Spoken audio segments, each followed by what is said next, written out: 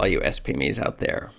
Today's question has 3 answers, and you're going to want to stick around because the third answer is a secret as to how to avoid the one mistake that most self-publishers make when choosing the right platform to publish on.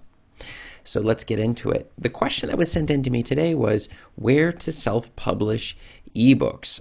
Now, this is an excellent question because when you're first getting started, there are a lot of options available. And you already know that some of these options may result in your book selling a lot of copies and finding a huge audience to work from, and other options are going to cost you a lot of money and they won't earn you anything. So we both will use time and energy and money in order to self-publish these books into our ebook format, only to discover that we're not making any money off of it, and we will get disappointed and it will stop us from continuing on with the process, where it's completely unnecessary if we do the right steps. This is Chris Baird from selfpublishingmadeeasynow.com, where self-publishing doesn't have to be so hard. Click the subscribe button to help me out, to help me find other people who also are trying to self-publish, and check out below in the description and you can grab a copy of my absolutely free self-publishing checklist secrets that you're not going to want to miss, because it's going to make sure you're not skipping any of the key steps to winning at the self-publishing game. So go ahead and check that out. So let me tell a little bit about my story. When I first got started, I understood something very clearly, which was that there isn't really a silver bullet of one location. Rather, there's a lot of locations that you can put your books on. And I was looking at the time with Smashwords, Draft to Digital, Kindle, with Amazon, KDP, all sorts of places, CreateSpace at the time. It was Lulu, Ingram Spark, Weekend Kobo, Apple Books, all sorts of places that sort of tempt us to use our time in order to get our books processed out there. And that brought me to quite a bit of an overload. I was feeling too much stress associated with having to make this tough decision of where should I get my book out first.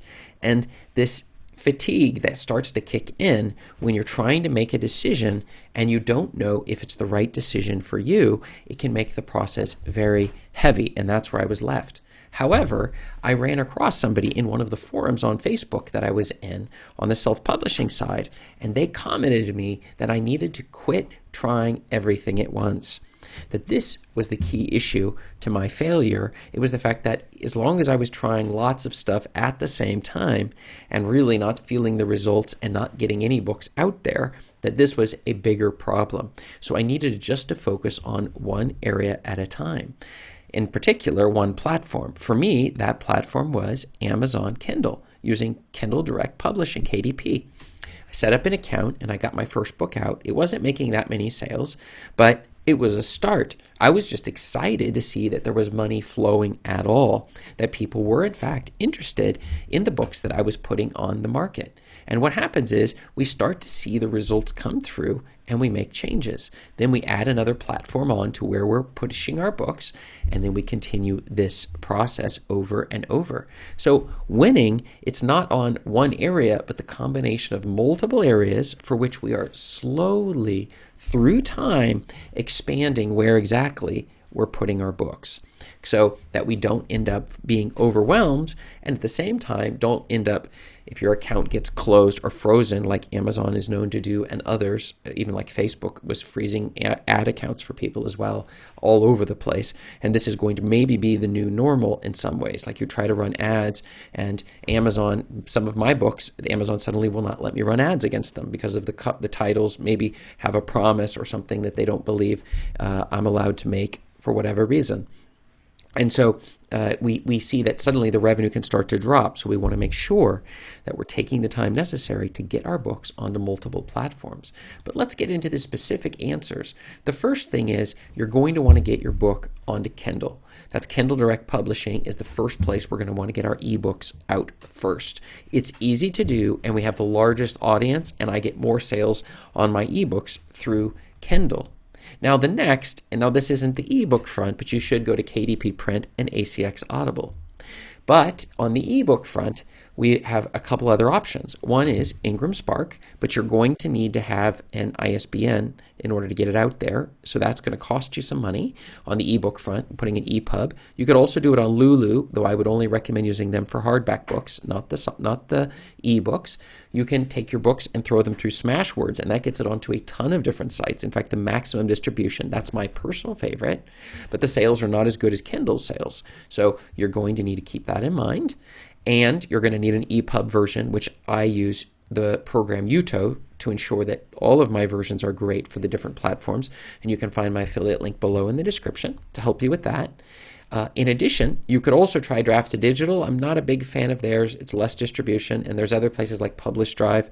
I'm not a huge fan because they want to charge you every month for the books that you're going to be putting out.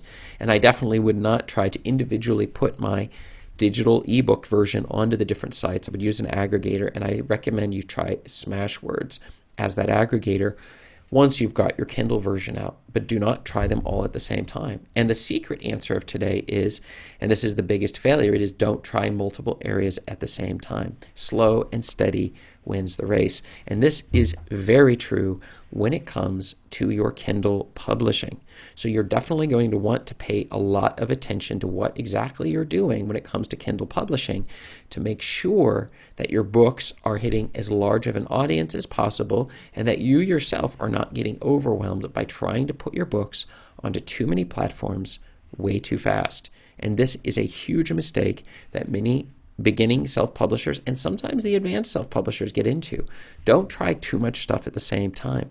And also you can hire out people to do this work for you. I have a series of virtual assistants who work with me to make sure that the books are able to get published without me having to do all of the steps for each of the platforms. In fact, I have them do most of the steps, and then I would just simply have access to the account itself and to put the book out onto the market. So this is another little trick once you're an intermediate or advanced self-publisher that you're going to want to pay attention to. It avoids overwhelm, but also gives you that reach of getting your books to as many listeners or viewers or readers as possible. So, have you felt overwhelmed in choosing the platform? If you have felt overwhelmed in this process, write yes below in the comments. And if you've never experienced that, then write no in the comments. I really want to hear from you and see what you've been experiencing. And check up above me over here for more video answers to your self-publishing questions. Thanks.